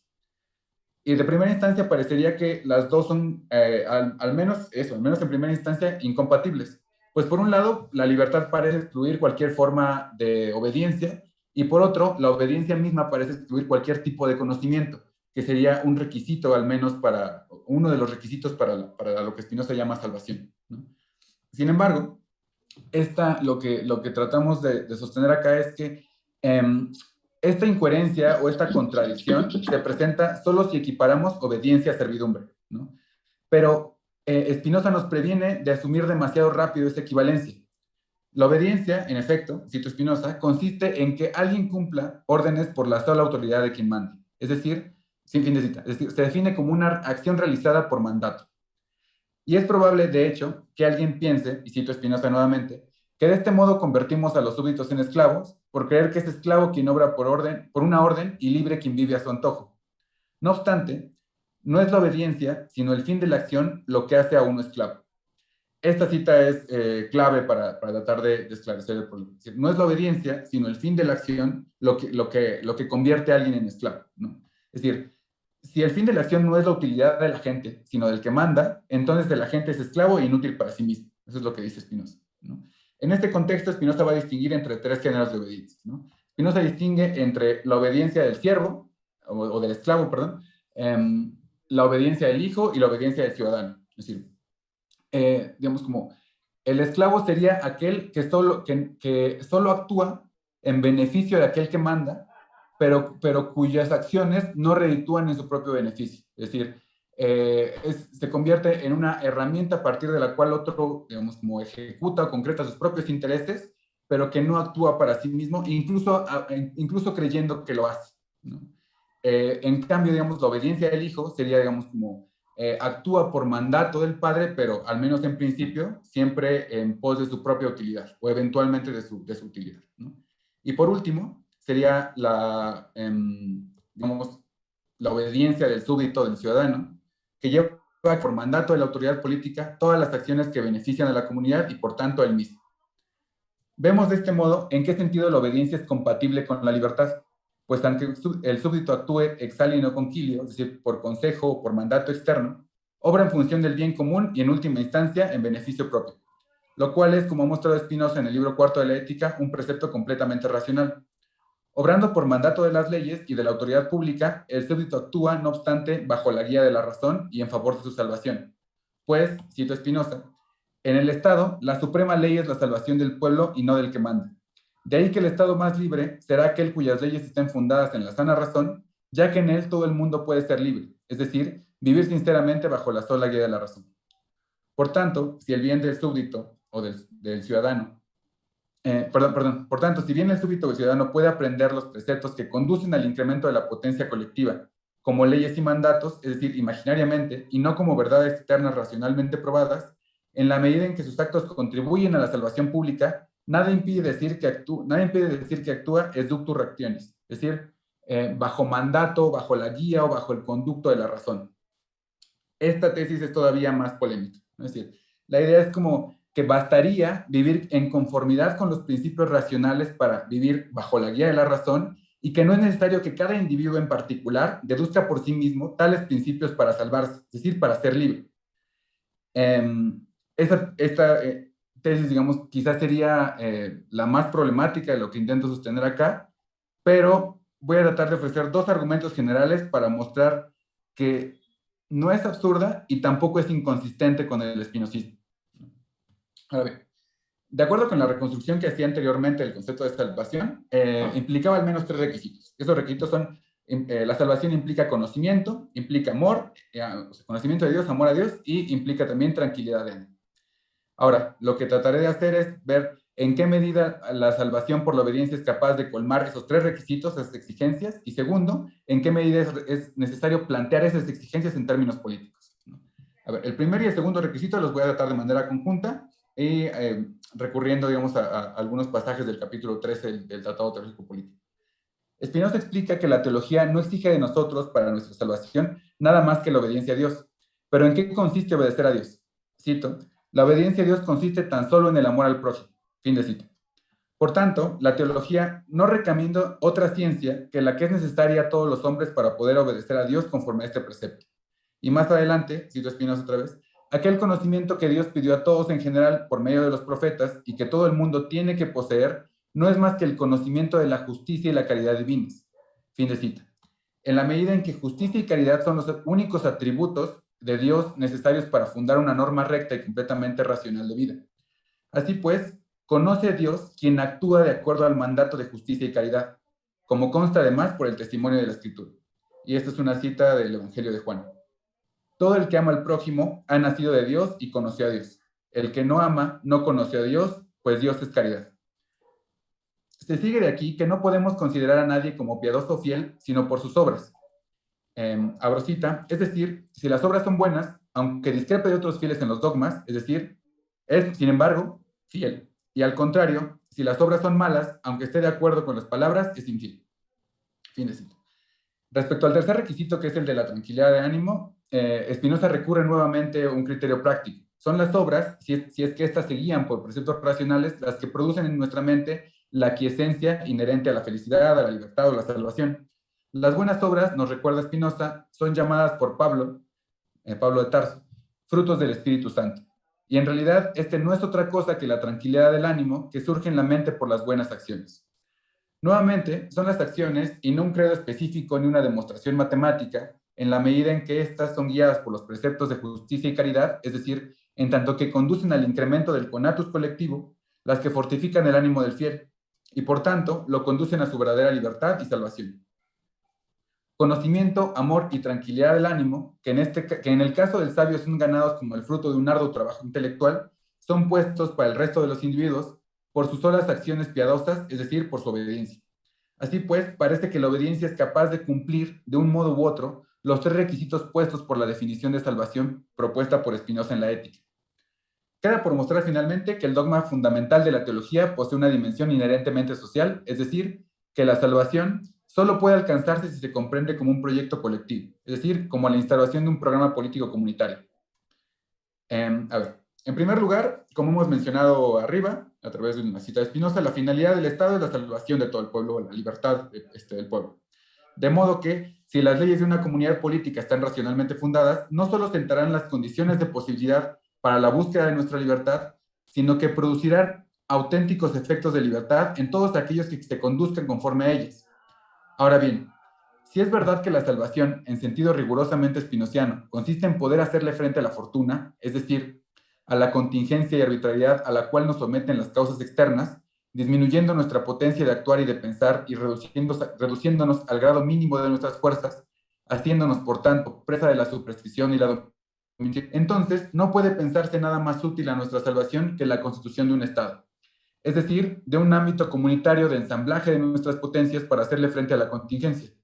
Pues, cito a Spinoza nuevamente, sin la ayuda mutua, los hombres viven necesariamente en la miseria y sin poder cultivar la razón. Veremos con toda claridad que, para vivir seguros y lo mejor posible, los hombres tuvieron que unir necesariamente sus esfuerzos. Hicieron, pues, que el derecho a todas las cosas que cada uno tenía por naturaleza, lo poseyeran todos colectivamente, y que en adelante ya no estuviera determinado según la fuerza y el apetito de cada individuo, sino según el poder y la voluntad de todos a la vez. Así pues, fin de cita. Así pues, el dogma teológico de la salvación por la obediencia no solo es útil en la medida en que sienta las bases de una comunidad política propicia para el sabio, lo cual convertiría la propuesta de Spinoza en una especie de elitismo intelectualista, sino que el dogma teológico de la simple obediencia es una vía para la salvación, es útil de modo más fundamental para la consolidación imaginaria del vínculo político y para la apertura de a su dimensión salvífica. Expliquémonos. Por un lado, consolida o refuerza imaginariamente el vínculo político, puesto que el individuo fiel aprende los contenidos racionales del entendimiento como si se tratase de leyes o mandatos. Por otro, abre la política a su dimensión salvífica, específicamente religiosa, puesto que la tesis de la salvación por la obediencia no es un mero estratagema político para contener a las masas, sino que indica simbólica e imaginativamente una verdad necesaria. La comunidad nos salva, la comunidad nos libera. Y en este aspecto, nos recuerda Spinoza, en otra parte, el necio es casi tan feliz o infeliz como el sabio. Ambos, pues, comparten un mismo régimen de obediencia, la política como el espacio inestable de su salvación, esto es, de su libertad. Ahora, a modo de conclusión, me gustaría indicar, digamos, como una posible consecuencia o una vía de lectura abierta por esta hipótesis. Es posible releer la labor teórica de Spinoza de la delimitación del campo de la teología y por tanto de la contención de los peligros inherentes a su discurso, más allá de la distinción público-privado.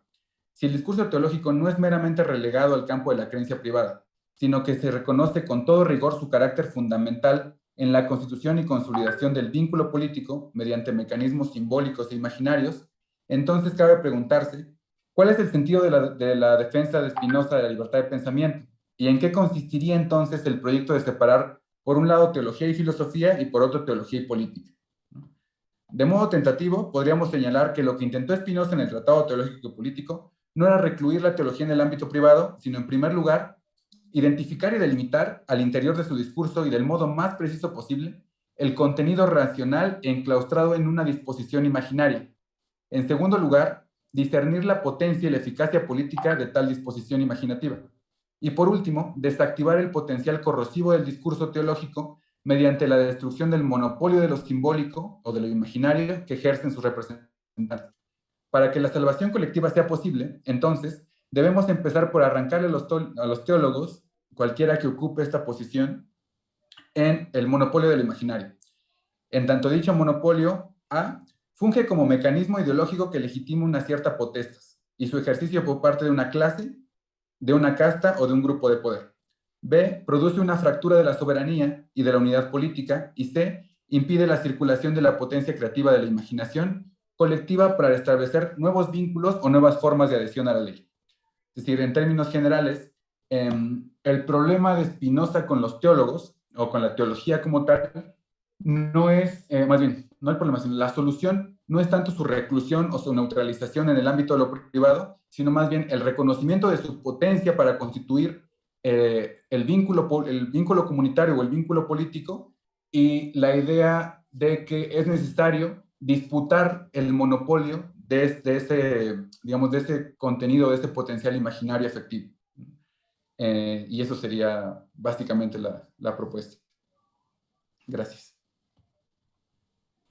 Muchas gracias, Antonio, por tu presentación.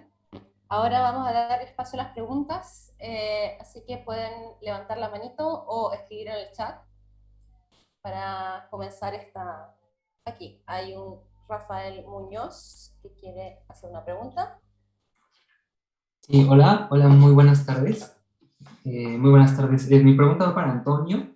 Muchísimas felicidades por la presentación. Me ha gustado mucho, ¿no? Ha abierto como un camino muy interesante, y bueno, también felicito a las ponentes, tanto a Natalia como a Paula. Han sido muy interesantes sus presentaciones. Bueno, mi pregunta muy rápido, ¿no? Es, ¿qué tanto podemos leer el capítulo 15 del Tratado Teológico Político como una especie de tour de force de Spinoza con el calvinismo y el luteranismo, en dos sentidos? El calvinismo como esta teología de la doctrina de la predestinación que Spinoza pretende subvertir a través de una salvación que no se limita únicamente, digamos, a la voluntad de un Dios voluntarioso, evidentemente, ¿no? Que salva a los que quiere y a los que no los condena. Y con el luteranismo, en tanto que libertad cristiana, ¿no? Dice Lutero que la salvación del hombre viene por la fe y no por las obras, ¿no? En contra directamente de la doctrina católica, que se basa mucho en la epístola de Santiago, ¿no? Entonces, donde la salvación sí viene por las obras y no viene determinada por la fe. Con lo cual, digamos, Spinoza parece decir, o parece adoptar una postura más próxima, ¿no? a las obras, pues como obediencia, con la salvedad de que mete ahí una pequeña cita, ¿no? Bien interesante, de Gálatas 5:22, ¿no? Que es el capítulo, bueno, capítulo de la epístola a los Gálatas, que San Pablo, o Pablo de Tarso, le dedica a la libertad, y habla de los frutos del Espíritu, y sobre todo para ponerlo en relación con lo que dice en el Tratado Teológico, en el Tratado Político, en el capítulo 2, parágrafo 22, donde, curiosamente, Spinoza sí parece hablar de la religión. Sé que no de la teología, pero sí de la religión y también de la obediencia en un sentido de foro interno y no comunitario. Es más, Spinoza lo dice así directamente, ¿no? Cuando percibimos, ¿no? esta ley natural contra la que no podemos hablar, no la percibimos como un discurso que viene de afuera, sino como una ley que viene de adentro, ¿no? Por la que Dios nos habla a nosotros y que nosotros hacemos, ¿no? Y actuamos. ¿Qué tanto pudiéramos verla así? Y tal vez no es una Spinoza que esté digamos, yendo directamente hacia teologizar o evitar la secularización. Digo, porque la propuesta me parece muy atractiva, pero igual jugando a ser un poquito el abogado del diablo, ¿no? Qué tal que Spinoza sí está peleándose directamente con estas tendencias y evidentemente con Maimónides, ¿no?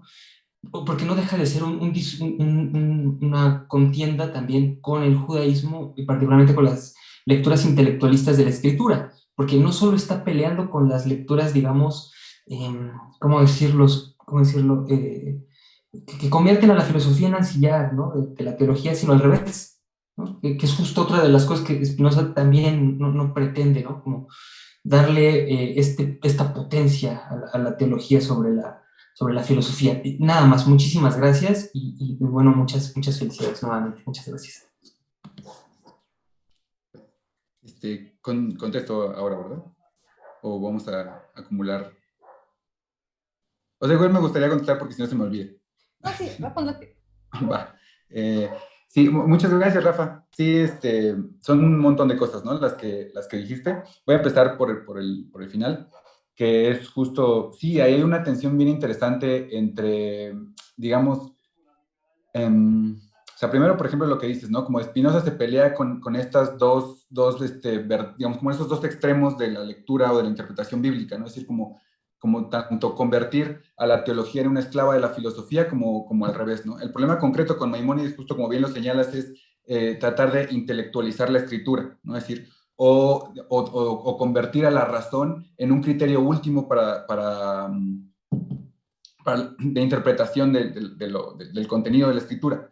Pero digamos creo que lo que añade esta lectura, o más bien lo que pretende señalar, es no tanto el hecho de reteologizar el pensamiento de Spinoza, sino más bien justo lo contrario, ¿no? Es decir, de tratar de esclarecer cuál es el contenido racional, o es justo el contenido racional que puede estar inscrito o íncito en una costra teológica, ¿no? Es decir, creo que la función de lo que Spinoza llama el credo mínimo en el Tratado Teológico es, ¿no? Es decir, como aislar cuál es este contenido racional que puede movilizar el afecto de la multitud y que puede, digamos, como tratar de constituir la adhesión a la ley, ¿no?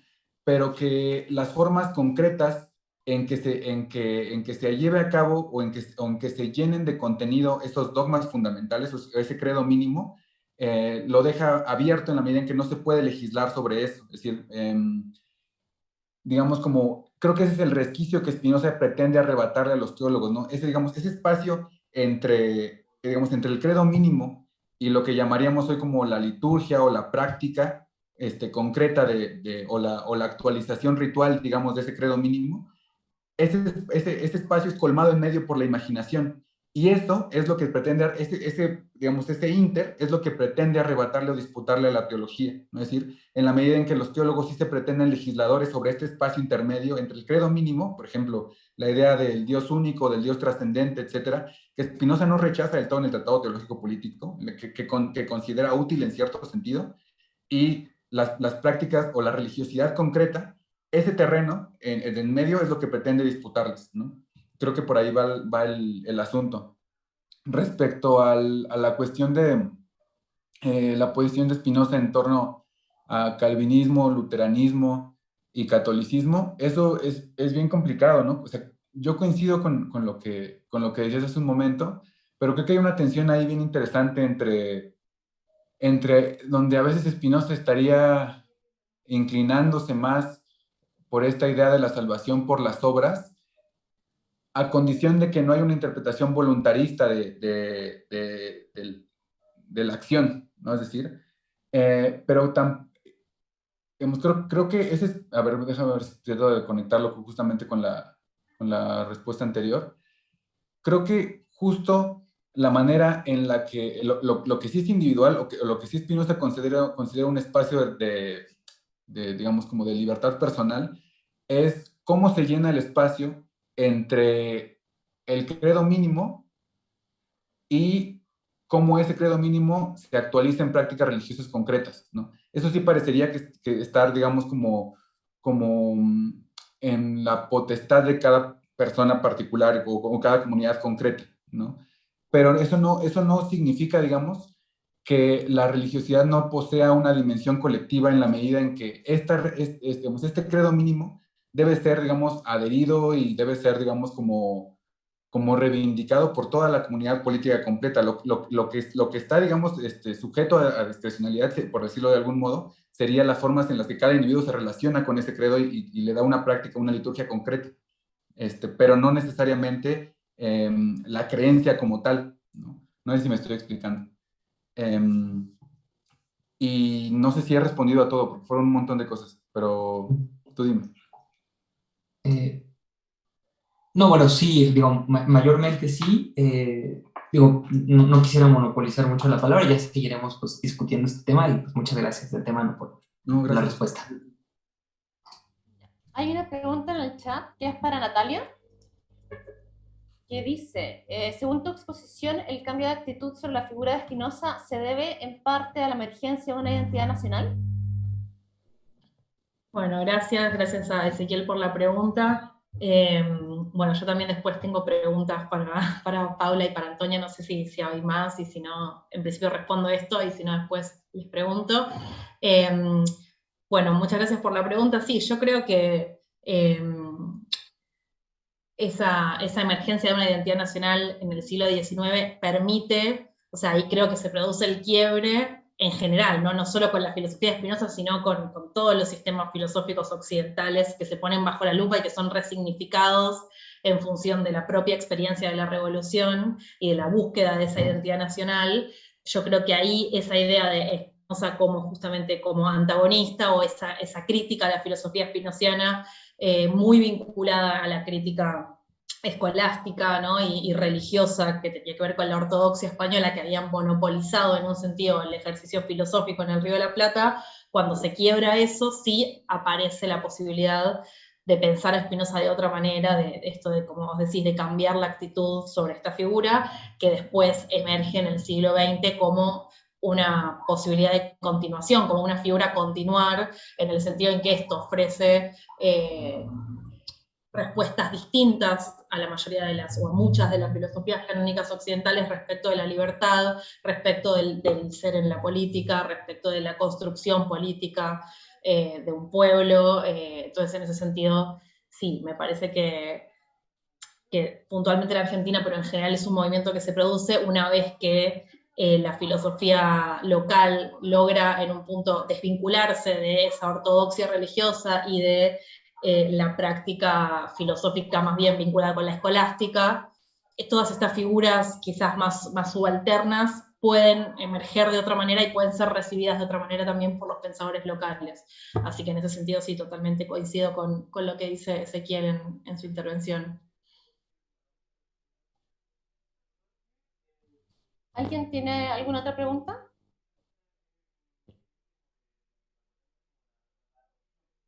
De los espectadores.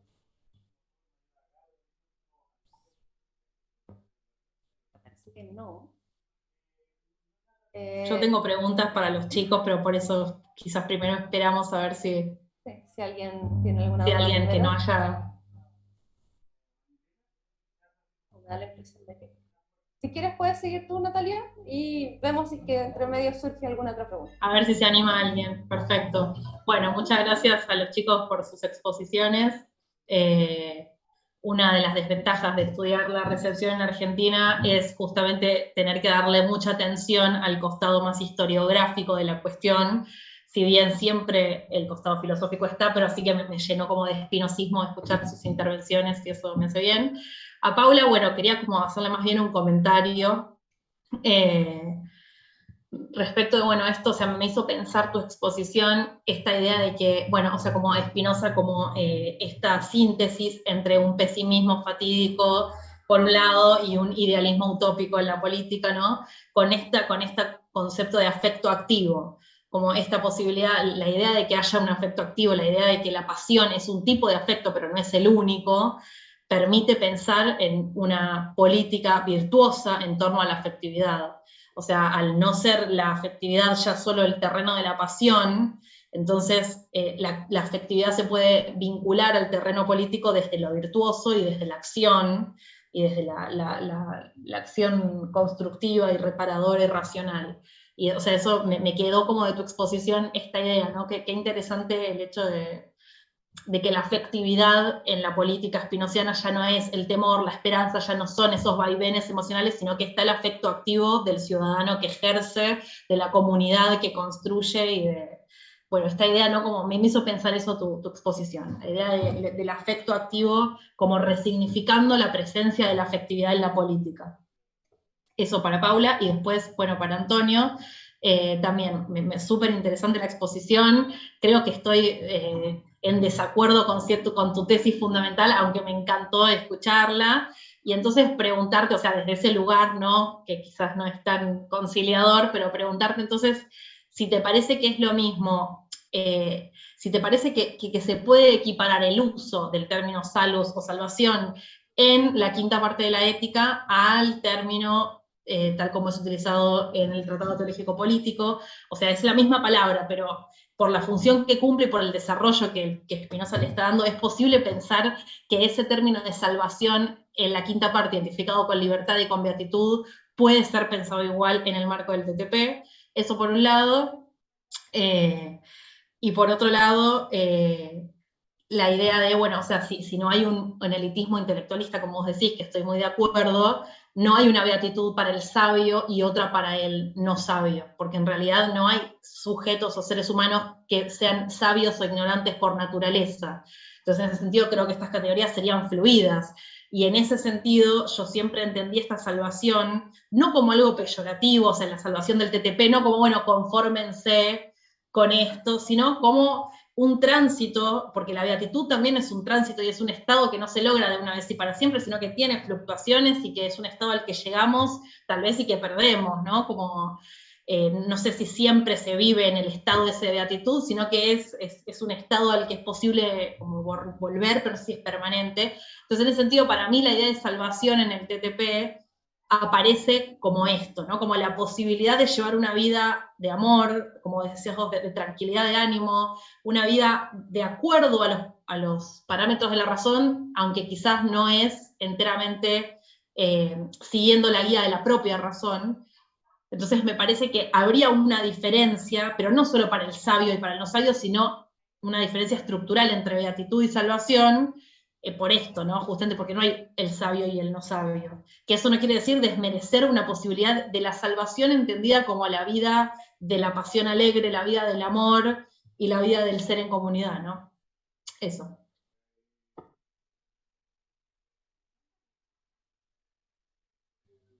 No sé, Paula, si quieres decir algo respecto al comentario de Natalia.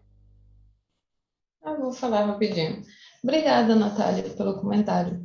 Eu acho que é isso mesmo que você falou, e a possibilidade de pensar a política a partir da ação, a partir de afetos ativos, vem da própria ressignificação que Spinoza faz nesse termo, né? Que ele não pensa a afetividade somente do ponto de vista da paixão, mas ele propõe pensar em termos de afeto justamente porque os afetos, eles englobam esses dois aspectos, né? A gente pode pensar tanto em afetos ativos quanto em afetos passivos. Então, falar de afetividade não é necessariamente falar de passionalidade. Então, quando a gente pensa a política, também é possível pensar ela a partir de afetos ativos, a partir de afetos de composição, e afetos que se compõem, que é a própria proposta que Spinoza coloca na parte 3 da ética, na proposição 59, quando ele vai falar dos afetos ativos, e ele coloca justamente a generosidade como um dos afetos ligados à fortaleza do ânimo e que estão relacionados a essa possibilidade de se relacionar de maneira ativa com o outro, né? Então, eu acho interessante essa proposta de pensar a política a partir da atividade e não somente de paixões. Obrigada.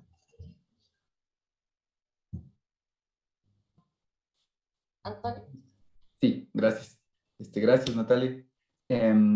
A ver, así en términos salvajes, sí consideraría, digamos, que el término salus tiene el mismo significado en el TTP y en la ética, ¿no?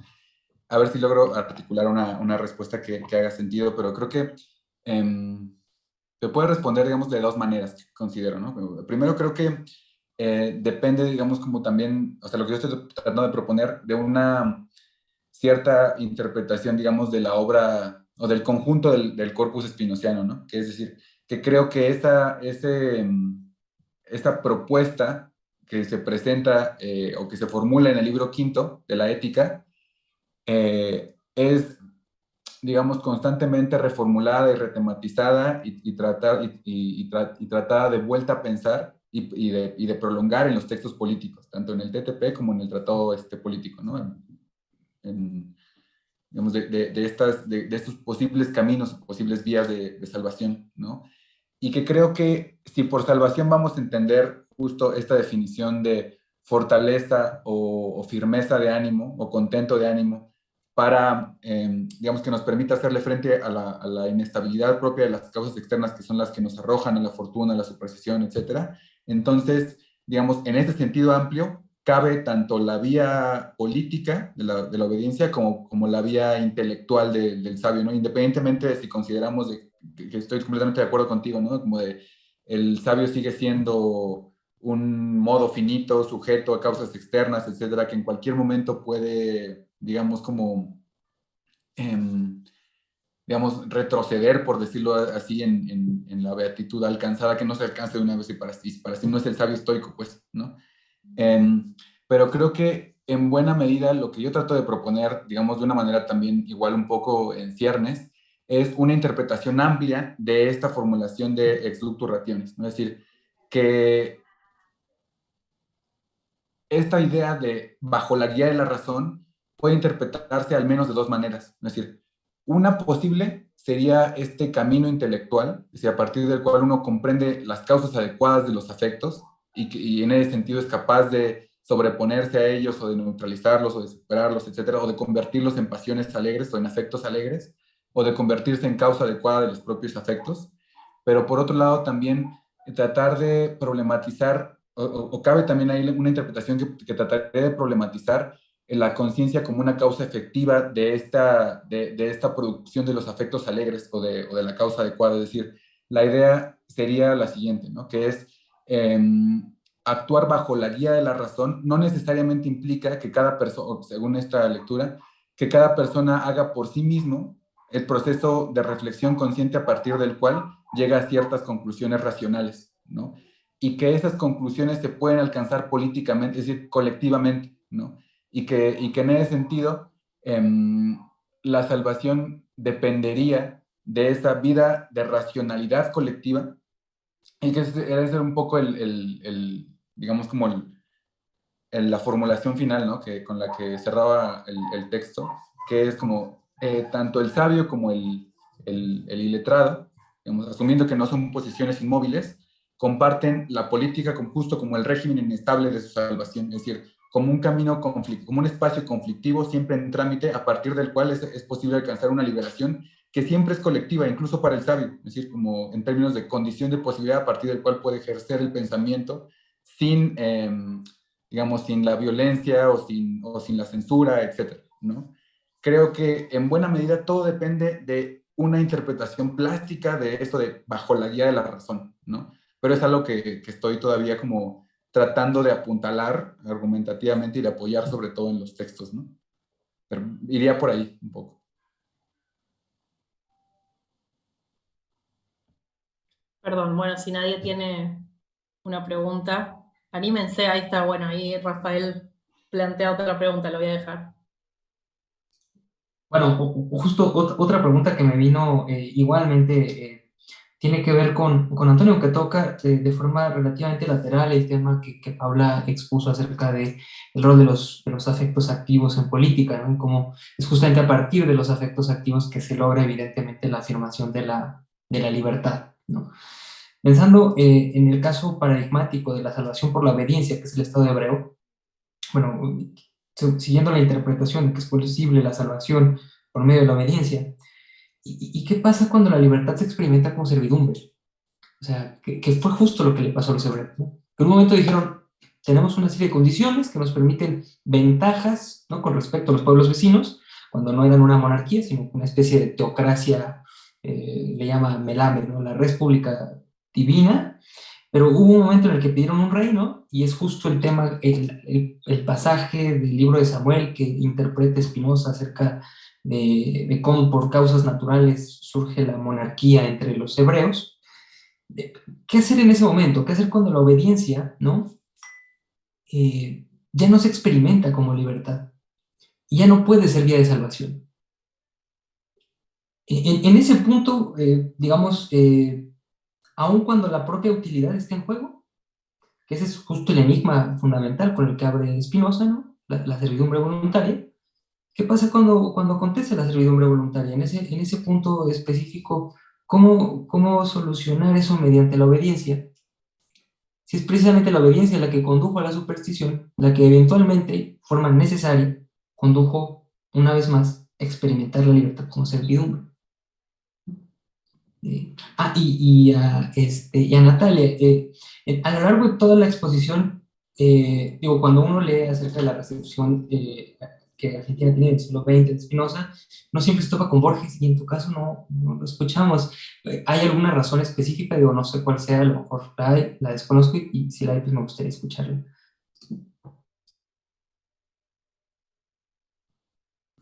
Ok, este, sí es bien interesante, ¿no? Porque, o sea, volviendo justo al caso del Estado hebreo, ¿no? O sea, que cuando Spinoza retoma, digamos, como el análisis de la decadencia o de la progresiva destrucción del Estado hebreo, eh, dice algo muy particular, ¿no? Que es decir, como, si fuera verdad que Dios quisiera haberlos favorecido, les hubiera dado mejores leyes, ¿no? O sea, bueno, no lo dice así, pues, ¿no? Pero el tema un poco es que la propia decisión, por ejemplo, de constituir una casta encargada de los levitas, encargada de la comunicación con Dios y la interpretación de la ley, es justo lo que le disputa Spinoza a eso que llaman los teólogos en general, ¿no? Es decir, que es la monopolización de como ese dispositivo imaginario, religioso, de vínculo con la ley, ¿no?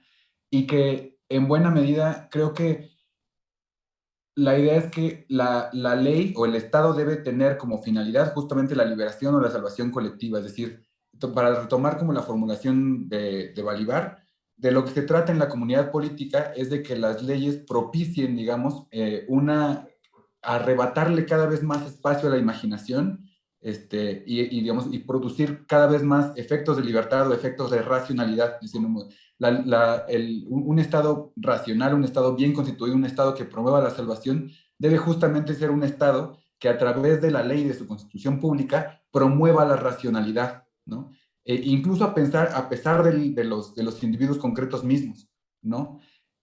En medida uno podría poner en cuestión si la primera versión del Estado hebreo realmente promovía esa forma de libertad, en la medida en que Spinoza no deja digamos, como de tematizar al pueblo, a ese pueblo judío como un pueblo infantilizado, como un pueblo educado en la servidumbre, como un pueblo acostumbrado a obedecer, etcétera, ¿no? Y que en realidad, digamos, lejos de promover la racionalidad, la constitución, digamos, como la constante regulación del comportamiento del primer Estado hebreo, digamos que había una regulación estricta de la totalidad de la vida pública e incluso de la vida privada, lo que promovía más bien era justamente la obediencia en el peor sentido del término y no tanto la racionalidad, ¿no? Es decir, aunque creo que, volviendo a lo que planteabas en un principio, esto siempre es una tensión constante, ¿no? Es decir, eh, si uno concede que la ley nunca es un aparato neutral, entonces, digamos, hay siempre una disputa entre razón e imaginación al interior de la construcción de cualquier Estado, ¿no? Y es una disputa que siempre va a existir que es constante, ¿no? Es decir, como que el trabajo político sería justamente promover esa racionalidad, como cada vez más espacios de producción de racionalidad y cada vez más relegar esos espacios de la imaginación, asumiendo que la imaginación es constitutiva, digamos, como de ese modo finito que somos los seres humanos, ¿no? pero digamos como yo pondría en cuestión la premisa, ¿no? De en qué medida ese Estado, esa primera formulación del Estado hebreo realmente promovía eso que Spinoza entiende como liberación o como salvación colectiva. No sé si responde.